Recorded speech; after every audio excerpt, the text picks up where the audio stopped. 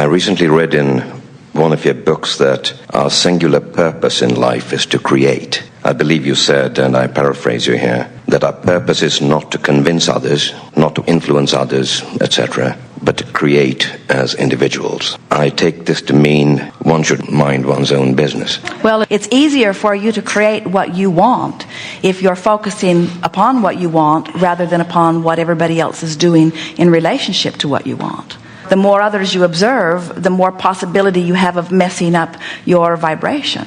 But on the other hand, the more others you observe, the more possibility you have of defining what you want. In other words, doesn't living in this world and observing what others are doing help you to hone the specifics of what you want? Well, I think we are leading up to the problem I'm faced with, because an issue has arisen that places me deeply in tension with your guidance. I belong to an international body of scientists, mostly university academics, who have been researching a vitally important issue for several years. And our conclusions are not just stupefying, they're absolutely terrifying. I'm overwhelmed by this discovery because over 100,000 innocent people have been killed through 2 wars on account of it.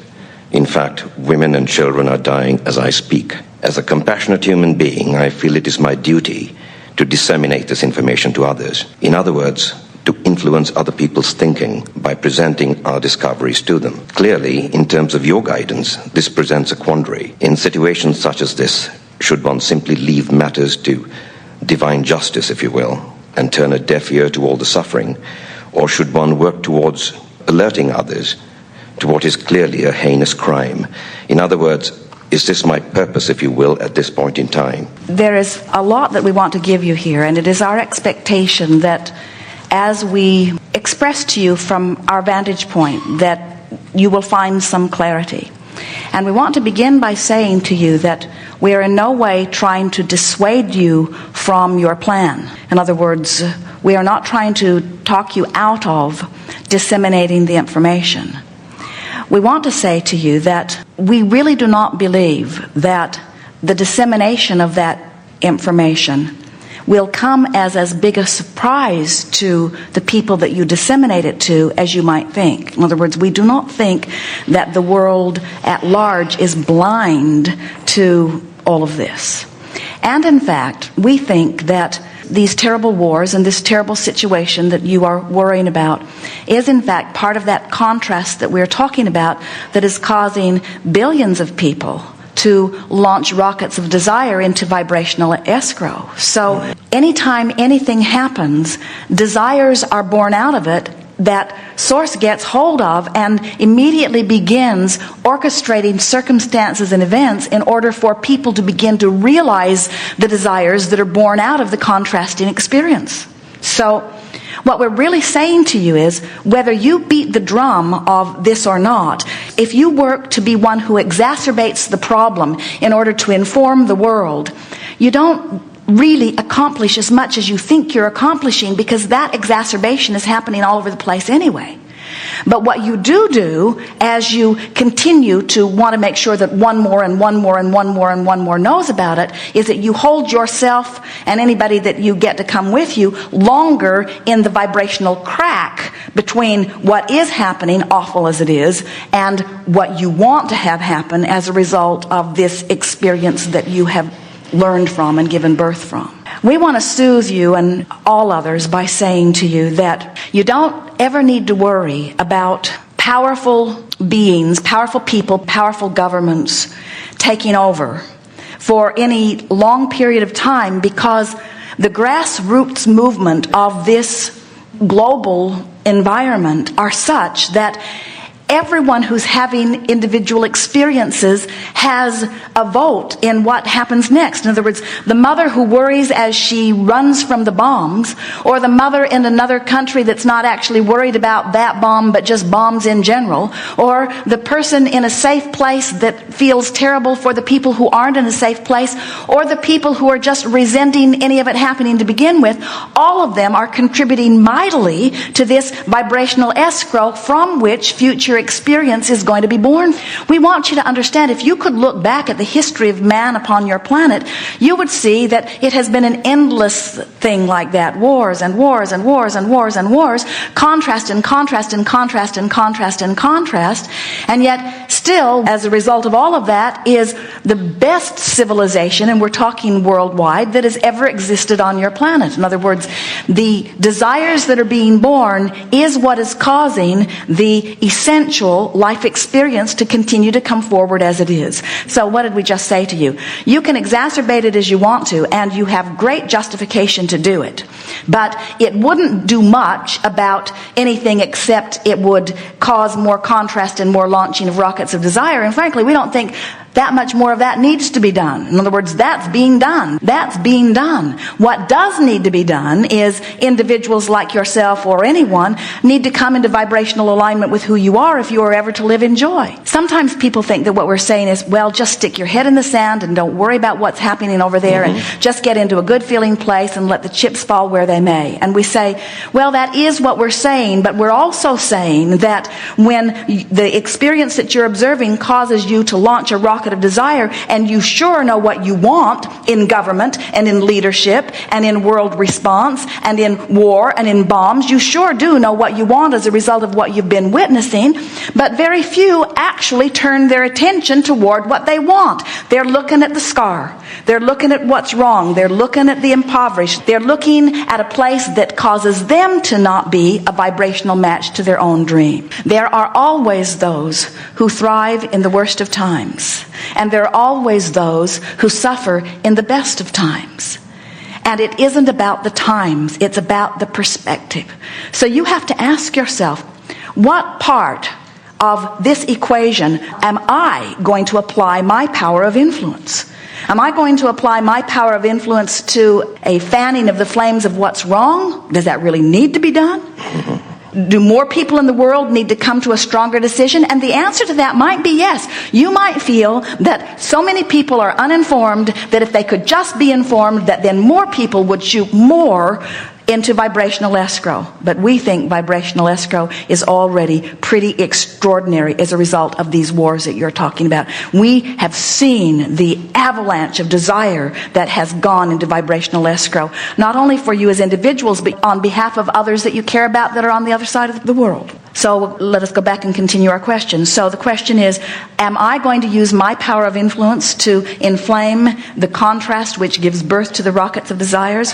Or am I going to put all of my emphasis upon focusing upon the world as I want it to be and expressing it so singularly?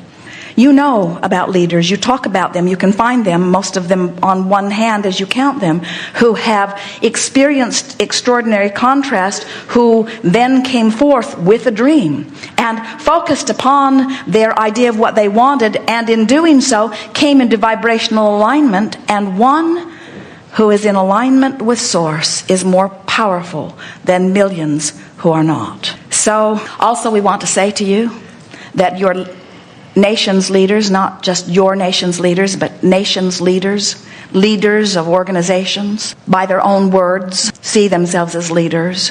And we say they are highly overrated because they don't get more than one vibrational vote. In other words, your vibrational vote is equal to theirs, no matter how many bombs they have at their disposal. And when you, with your one vibrational vote, so to speak, come into alignment with your dream that their bombs have caused you to dream, now you, if you line up with your dream, can be a force to reckon with. But if you disempower yourself by beating the drum of what's wrong with their world, or with their action, or with their behavior, then you squander your vote. You're not powerful. Then you must join the ranks.